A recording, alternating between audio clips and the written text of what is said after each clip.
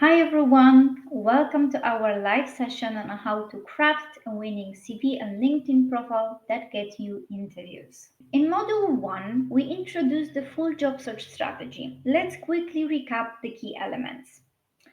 So we have a clear, realistic job goal and a unique selling proposition, USP, and this is what we discussed last time.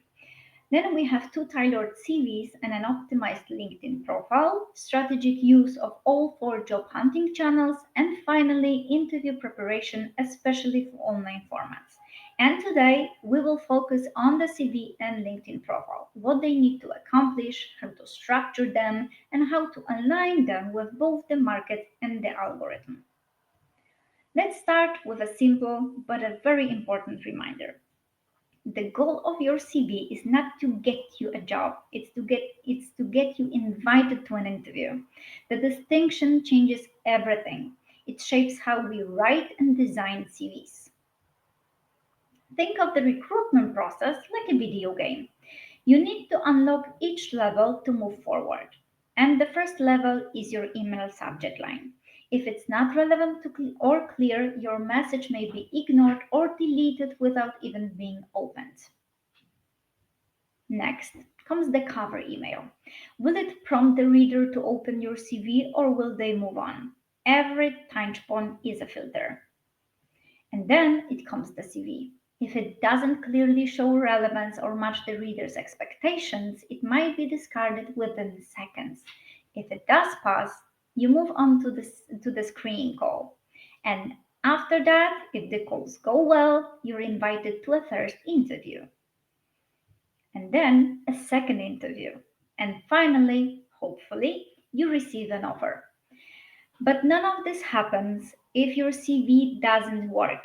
It's your first gatekeeper, and you only get a few seconds to make it count.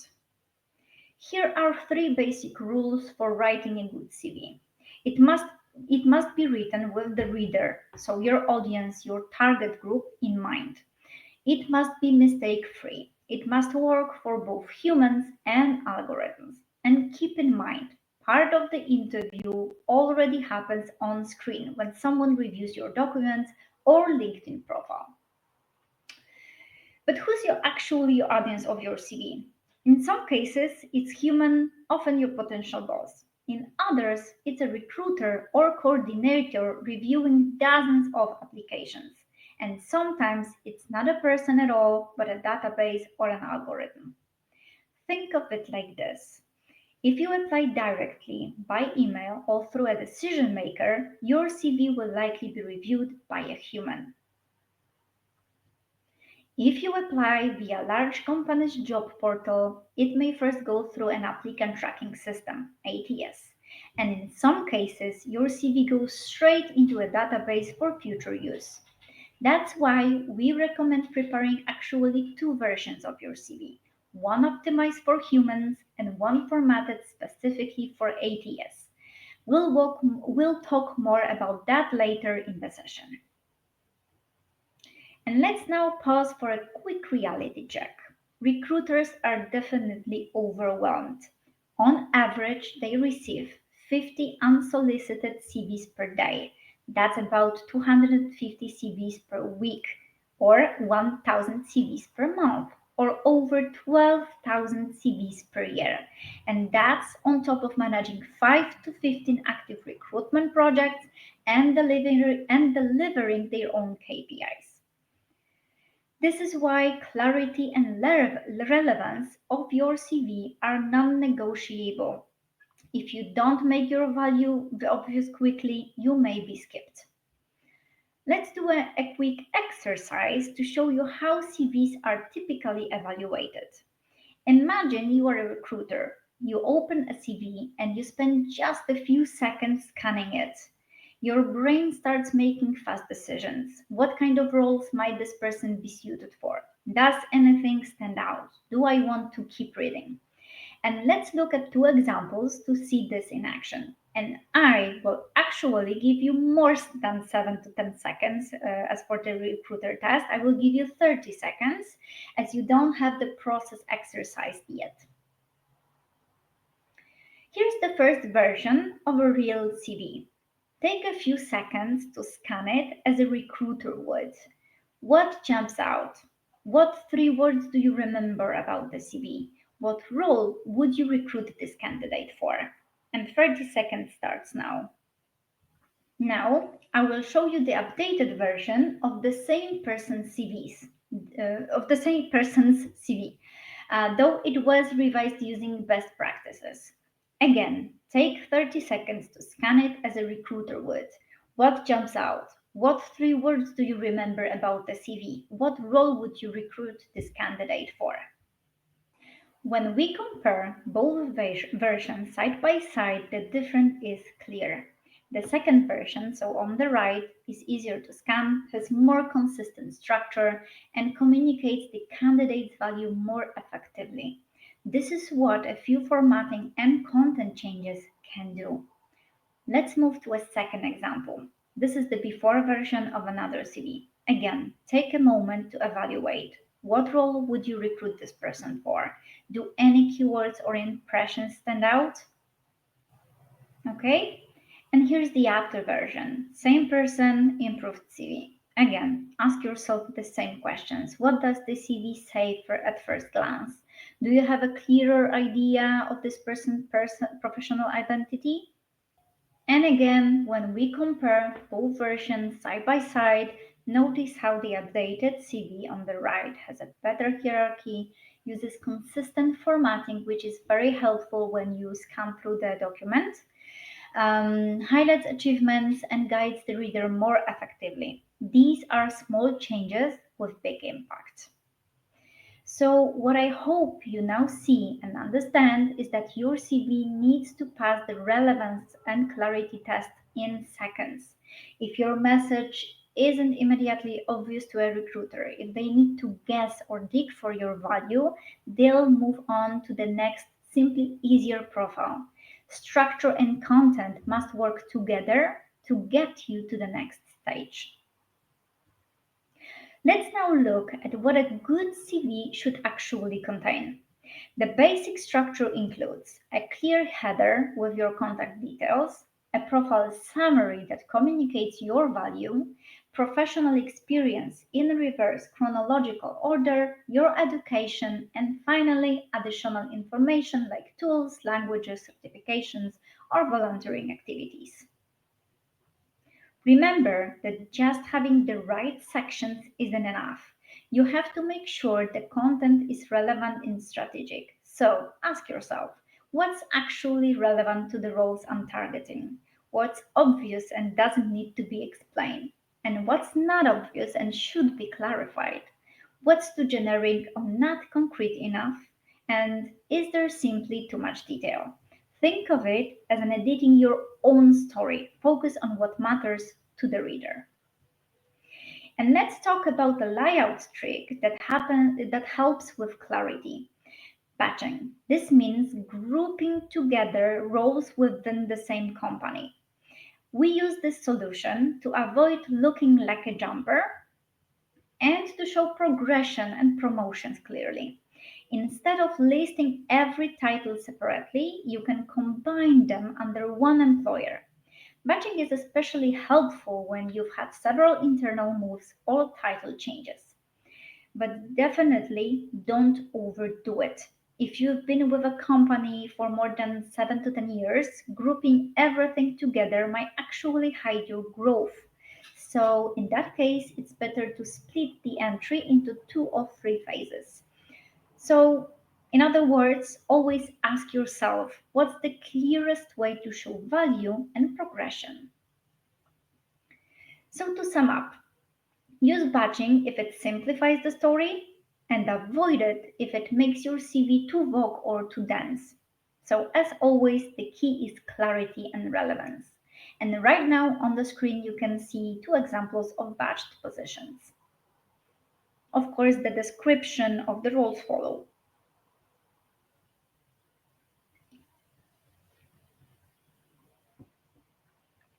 Okay, let's now shift to a layout and visuals because, yes, design matters. For most professionals, CV should be between 1 to 2 pages. If you have more than 10 years of experience, 3 pages is acceptable, but only if each page adds value.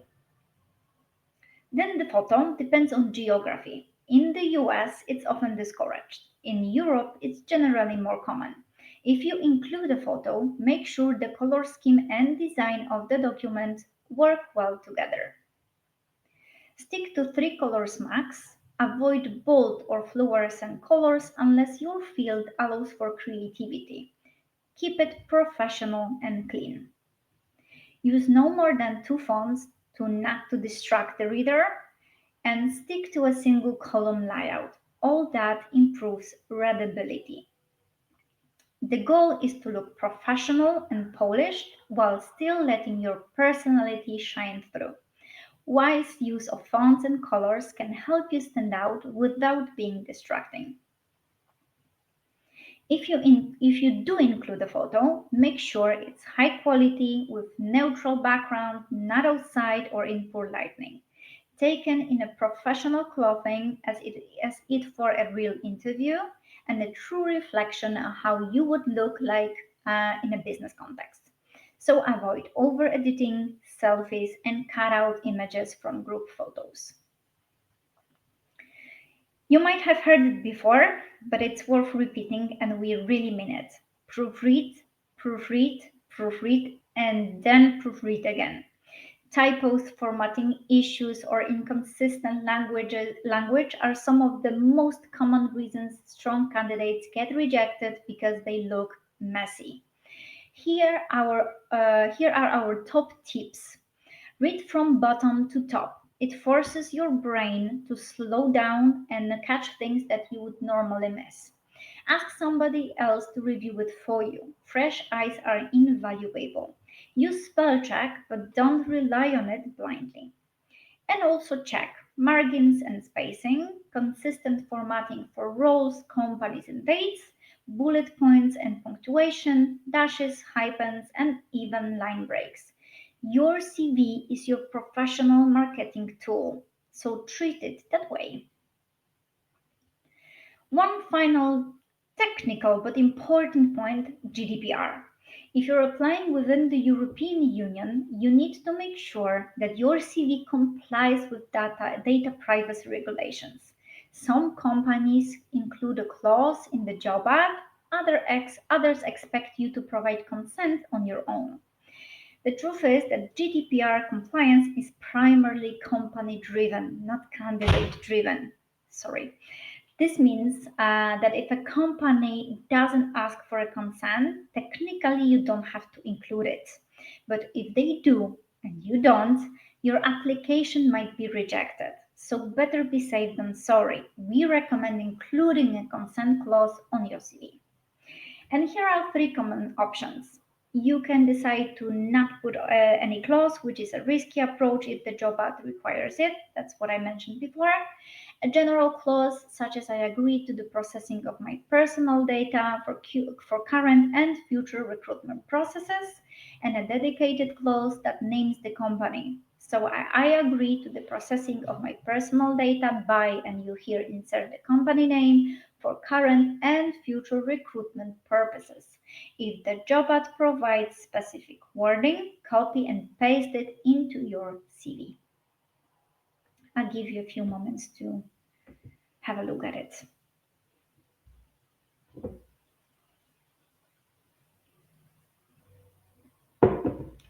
Okay, let's continue. Now that your CV is technically and visually optimized, let's turn to content strategy. One section that can either strengthen your positioning or completely confuse the reader is the profile summary. So let's talk about how to make it work for you. Here's a quick test. If another professional in your field reads your profile summary and says, "Well, I like it, I use it for myself," that's a problem. It means your summary is likely too generic. If someone can copy paste your text, do some minor changes, and it still fits them, then it's not specific enough to reflect your unique positioning. To write a strong summary, you need to know your audience. So ask yourself, who should find my profile appealing or convincing? what parts of my experience are most relevant to them. What should I address up front to avoid potential question marks or assumptions? Your summary is your 30-second pitch, so make it count. Think of your profile summary like a trailer to a movie. It's made up of scenes that appear later in the CV. It doesn't tell everything, but enough to make the reader want to keep reading. Here's the tip. Write your CV first and then extract key elements for your summary at the very end. Let's now discuss different type of profile summaries. We differentiate five. Type 1 profile summary starts with an introductory sentence that includes the name of the role that is targeted, then lists your key areas of expertise with supporting evidence. Type 2 is a fully written bio. It's often used to describe global board members or partners in international law firms. Type 3 starts like a type 1, but then it's preceded by a unique personal story. So, ever since she was a kid, she was obsessed with building sandcastles, birdhouses. Now she is the CEO of a construction company. Or being a professional rugby player turned coach, she applies the same principles when. So, we have a story. Type 4 is a combination of type 1 and 2. It's the best choice when you need to address and stress something specific on purpose. And type 5, the horoscope, which is book full of buzzwords. Definitely avoid it as it's general and generic enough that similar professionals can identify themselves with it. Remember, specificity sells. Concrete examples shows evidence. Whether you're describing yourself, your experience, or your achievements, always choose clarity over fluff. That's what makes your profile memorable.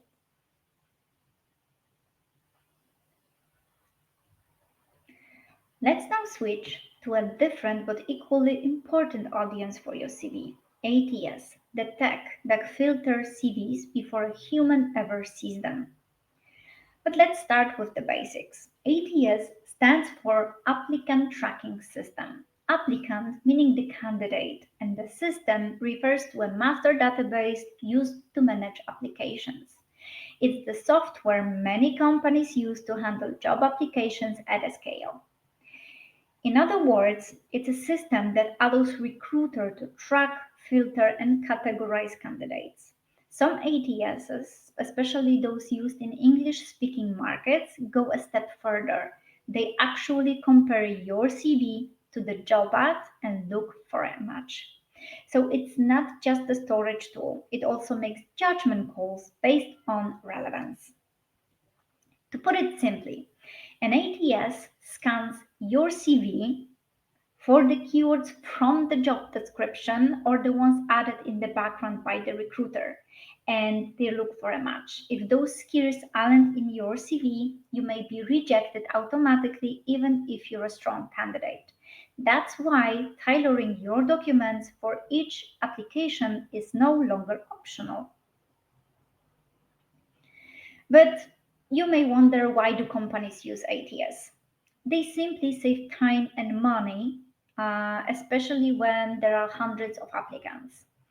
In the US, it's also very useful to reduce bias and legal risk in hiring decision. Well-designed AI tools have shown impressive results, in some cases improving diversity outcomes by up to 50%.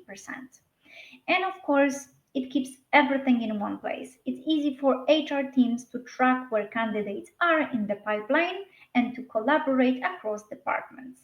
So ATS is not going away, but the good news is you can learn how to work with it. If you're wondering, how do I know which companies use ATS? This slide gives you an answer. This chart shows a sample of Fortune 500 companies together with ATS platforms they use. As you can see, the link to the job ad provides info on what system is being used. And for example, 3M and Coca-Cola use Workday, and Nike use Taleo. If you come across a job ad hosted on platforms like myworkdayjobs.com, ICIMs.com, or successfactors.eu, that's a strong sign you're dealing with an ATS. And that means your CV needs to be properly optimized to get through. Let's take a moment to understand why CV optimization matters so much, especially when applying through job ads. On average, a corporate job posting receives about 250 applications. Some of the biggest companies like Amazon receive up to 75,000 CVs a week. And 99% of large organizations use ATS to filter CVs. Of those, only 4 to 5 to 6 candidates are contacted for an interview. So what happens to the rest? Well, almost most of them are never seen by human eyes. And according to AI Apply, data from AI Apply and topresume.com, if you apply to 100 job ads through ATS, statistically, only 2 to 25 of your CVs will actually be seen by a human recruiter. And here's the important part, not every CV. It happens when CVs are not properly formatted or adjusted for ATS. So it's not necessarily about your experience, it's about how you present it. This is exactly why tailoring your CV, especially your ATS version, is no longer optional. It's essential if you want to even get to the starting line, and I hope that's now clear. So, how you can increase your chance of passing through the ATS? We recommend using jobscan.co. It's a tool that compares your CV against a specific job ad and calculates how well they match, just like an ATS would.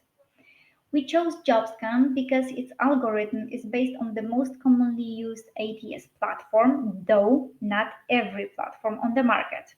It's based on, for example, ICIMs, Lever, Greenhouse, and Taleo.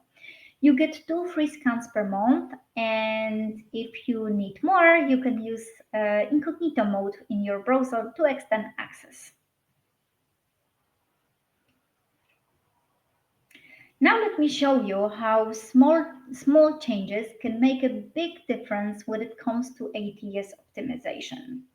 What you are seeing right now is the same CV, but adjusted step by step based on one specific job ad and tested each time using JobScan to compare CV against the job description. The first version scored just 26%. That's basically a mismatch. It means almost no alignment with the keywords and phrases from the job ad. After making some basic tweaks, highlighted in yellow, the score jumped to 52%. Then we added even more relevant content, now marked in red, and got to 77%. And finally, with full tailoring and strategic keyword use, especially in green, we hit 85%. This shows how intentional targeted edits can drastically improve your chances of getting past ATS filters and increase your visibility to recruiters. So it's not about stuffing keywords, it's about relevance and strategy. Now, let's look at where to put the right keywords because you might be wondering. Start by extracting from your own materials. So, add subjects of your studies, include training and certificates, and describe them. Add details to projects, internships, volunteering, and workplaces. More content means more chances to match relevant keywords. If you want a clear, detailed walkthrough on how to adjust your CV for ATS, you can visit our blog.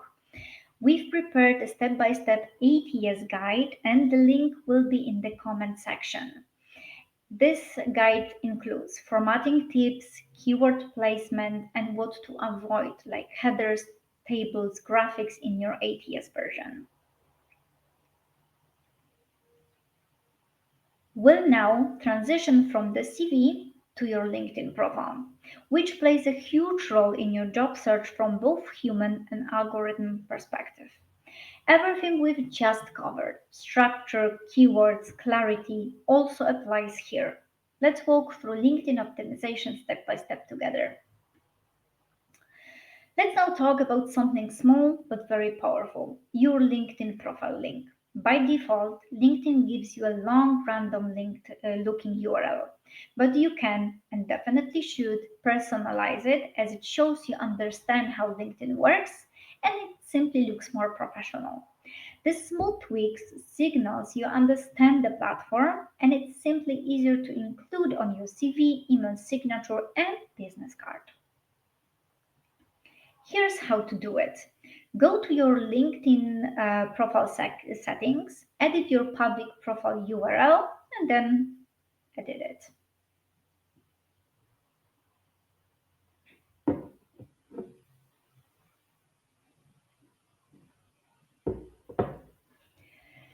As to your name, make sure it's consistent across all your CV, LinkedIn, and other professional platforms.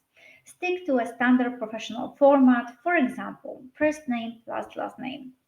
Or if you have a common name, consider adding a middle initial or second name to help distinguish yourself, like Sandra M. Bichel.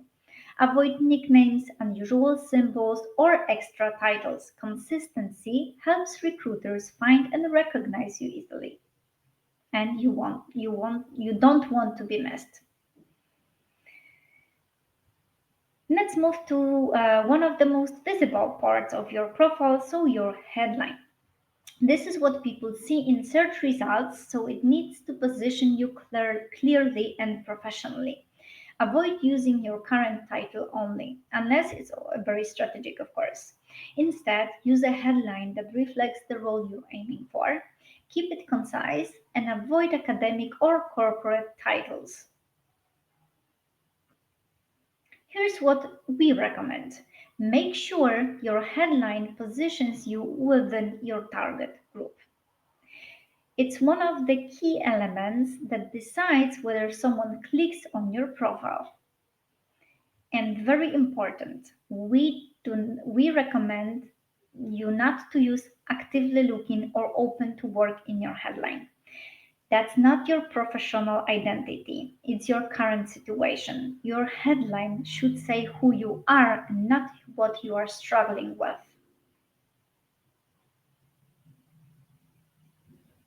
Let's now move to the visual aspect. Your background photo. This is the large banner at the top of your profile. Don't leave it blank. It must fit your professional message, be inviting, not distracting, work well on both desktop and mobile, and complement your photo. Avoid generic background photos like cityscapes or mountains, inspirational quotes, or irrelevant graphics. Instead, choose something related to your field or simply use a background color that matches your photo and creates a professional feel. Sorry. Your profile photo is also crucial. People tend to remember faces more than names. So make sure your image looks like you today and not 10 years ago, projects professionalism and feels approachable. And now, here are some examples of what not to do. We see this all the time. A stiff, official looking ID photo, not exactly friendly or approachable. A photo with a tree, your kid, or your cat. That's cute but confusing and unprofessional.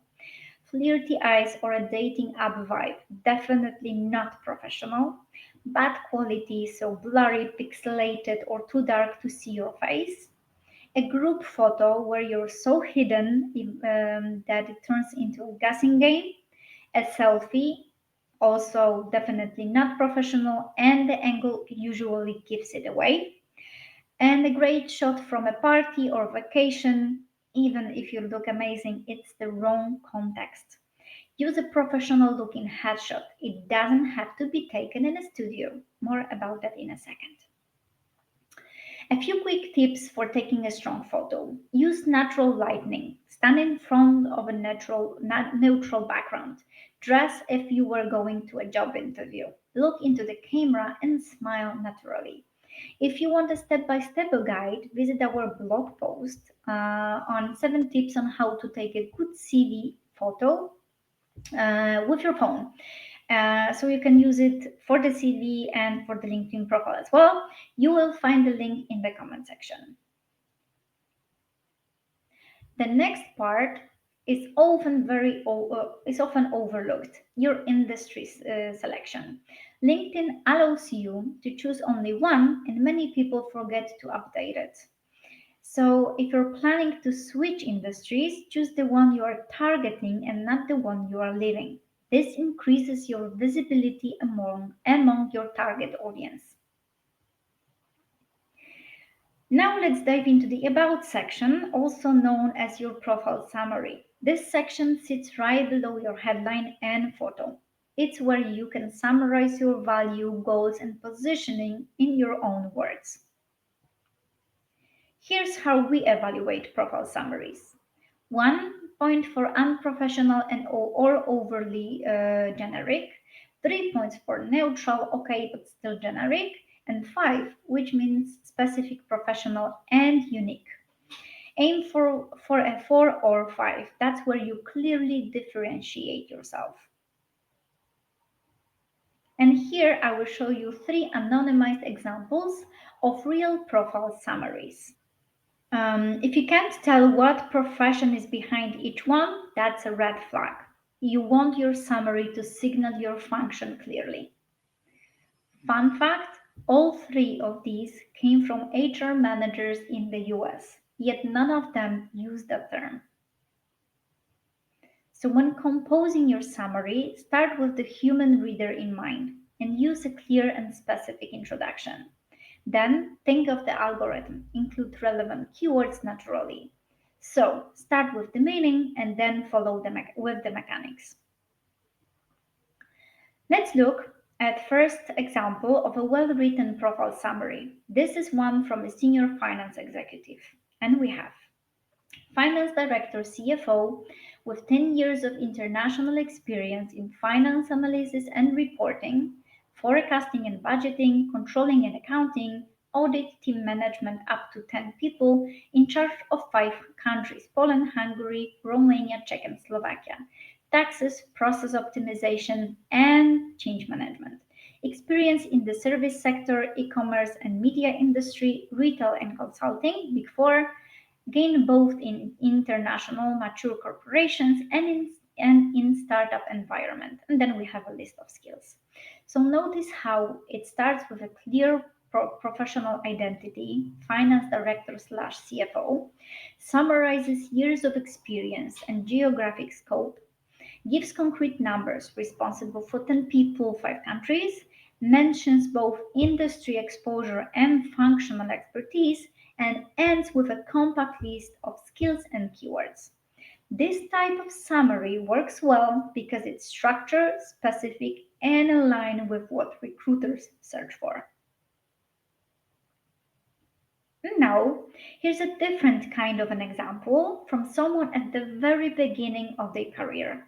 This person is still studying, but she uses her summary to show what she's already responsible for, how she contributes to her organization, what extracurriculars and volunteering show about her mindset, and she closes with a keyword rich skills section.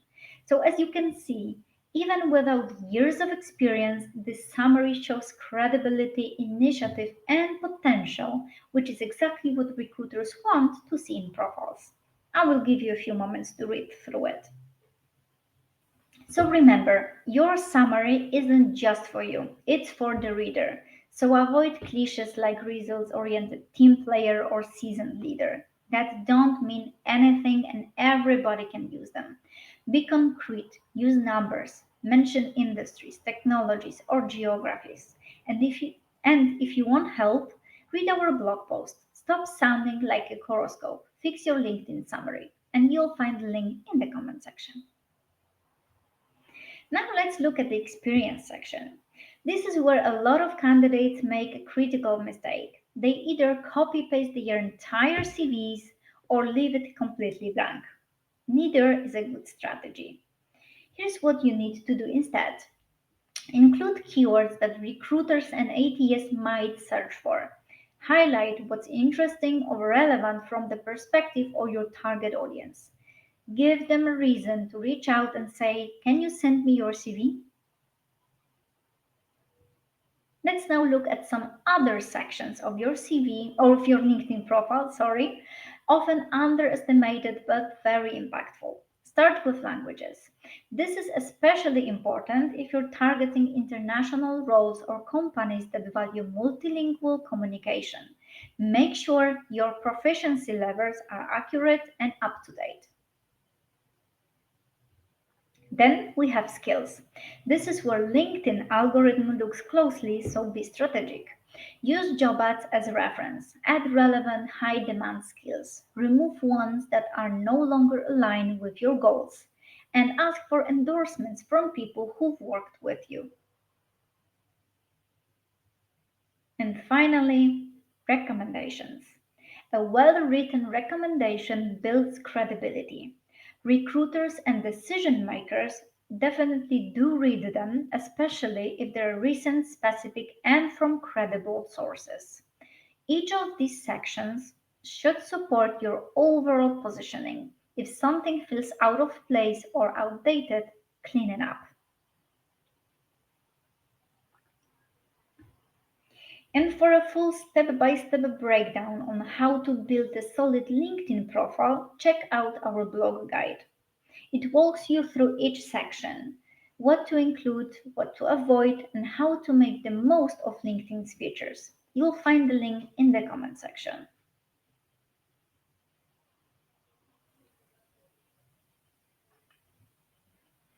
Let's now talk about the recruiter's perspective. These days, LinkedIn is their primary search tool.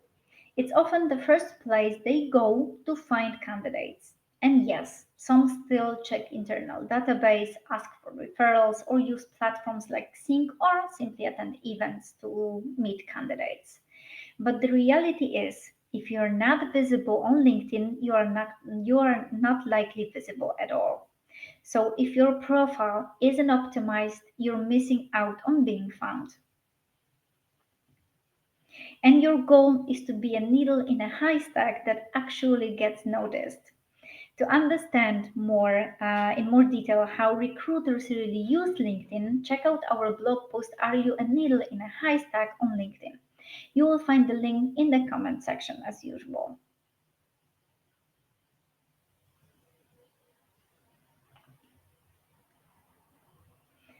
Let's now touch briefly on job ads. Be aware, many job ads are labeled incorrectly. For example, remote roles are actually hybrids, jobs are posted in the wrong city or country, and senior roles are described as junior ones and vice versa. So many job seekers miss great opportunities because they only skim headlines, they ignore smaller companies, or they rely solely on obvious keywords. So set smart alerts and filters to help uncover non obvious opportunities.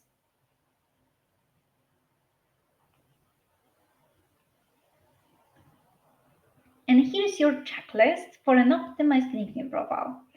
Extract keywords from job ads and use them naturally across your profile. Identify the most in demand skills and list them strategically on your profile. In terms of job seeking preferences, check your privacy and visibility settings and open to work settings, but not the banner. More on that in a moment. These four areas can dramatically increase your chances of being found or contacted. Let's discuss it in detail. Let's go step by step on how to use keywords and skills effectively. Start by analyzing job ads. Use JobScan or do a manual review to find recurring terms. So create a database of keywords. Yeah. And focus on keywords that appear at least twice. Those are likely important to employers. Then extract the skills from job postings. Again, create a database of them.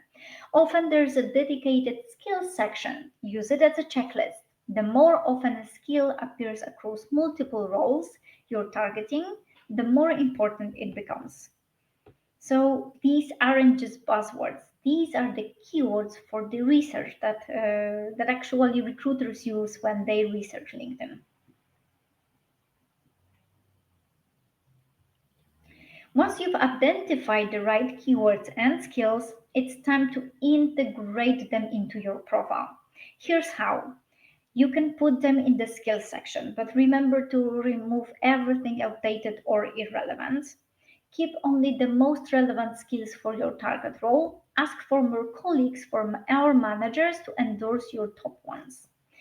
And endorsement, I know endorsements may seem superficial, but they boost your visibility in search results. So it's definitely worth having them. As for keywords, add them to your about section, so your profile summary. Use them naturally, don't just copy paste the list because it won't work, and make sure they reflect your real strengths. And why this is so important? Because the algorithm doesn't just scan for words, it considers their placement and context. Let's move into your job seeking settings. Go to settings and privacy, then job seeking preferences. Here you can fine tune who sees that you are open to work, what job titles you are targeting, preferred locations, and preferred start dates. One key recommendation: definitely enable recruiters only visibility.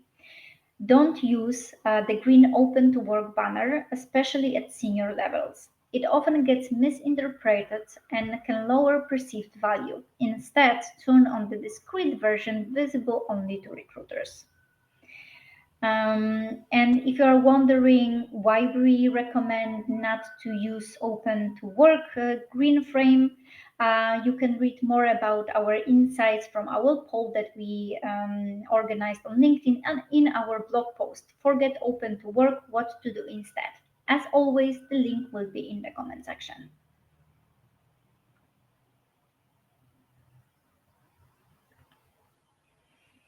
Once your profile is well written, keyword optimized, and well configured, LinkedIn starts working for you.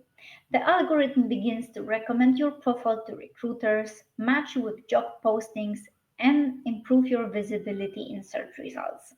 So you will start seeing more relevant messages, connection requests, and job ads, even if you haven't applied to anything yet. If you would like to go even deeper on LinkedIn, check out our post How to Optimize Your LinkedIn Profile. It includes real examples, tips, and practical checklists. You will find the link in the comment section as usual.